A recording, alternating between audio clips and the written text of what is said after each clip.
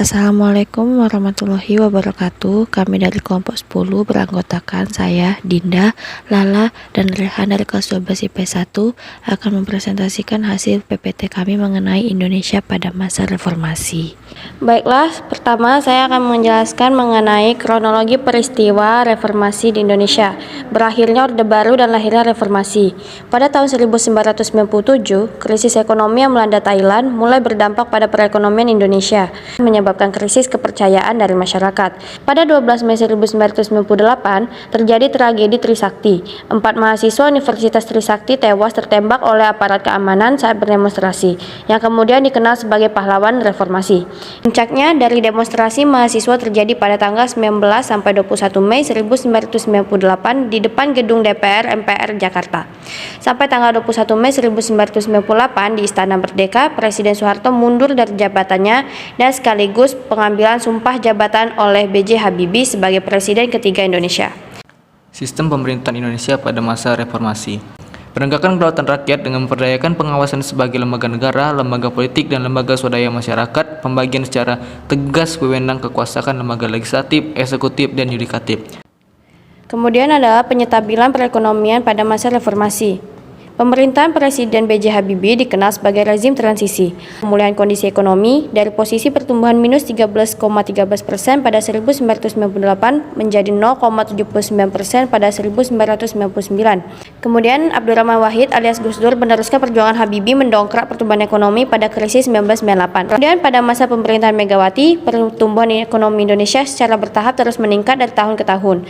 Pada masa Susilo Bambang Yudhoyono, meski naik turun, pertumbuhan ekonomi Indonesia di bawah kepemimpinan SBY relatif stabil. Pada masa pemerintahannya, Joko Widodo atau yang lebih akrab disapa Jokowi merombak struktur APBN dengan lebih mendorong investasi, pembangunan infrastruktur, dan melakukan efisiensi agar Indonesia lebih berdaya saing. Demokrasi pada masa reformasi disebut dengan demokrasi Pancasila. Pemilu yang dilaksanakan jauh lebih demokratis dari sebelumnya. Sistem pemilu terus berkembang memberikan jalan bagi rakyat untuk menggunakan hak politik dalam pemilu. Selanjutnya adalah perkembangan pemerintahan pasca jatuhnya Orde Baru. Yang pertama adalah pada masa pemerintahan B.J. Habibie. Nomor 2, itu pada masa pemerintahan Haji Abdurrahman Wahid, pemerintahan Presiden Megawati Soekarno Putri. Dan terakhir, yakni Bapak Susilo Bambang Yudhoyono.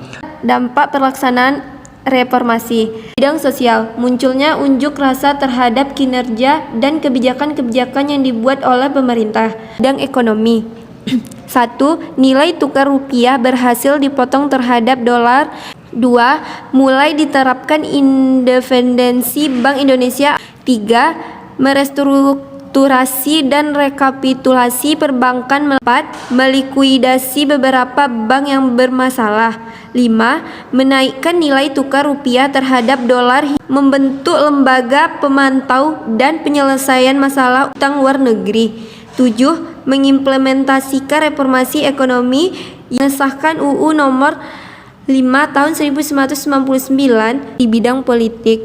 Pemilu pada masa reformasi dilakukan dengan cara pemilihan langsung oleh masyarakat, mengganti 5 paket undang-undang, jejak pendapatan wilayah Timur Timur, memberikan abolisi hak kepala negara untuk menghapuskan hak tuntutan pidana, pengurangan jumlah anggota ABRI di MPR, Polri memisahkan diri dari ABRI menjadi Kepolisian RI.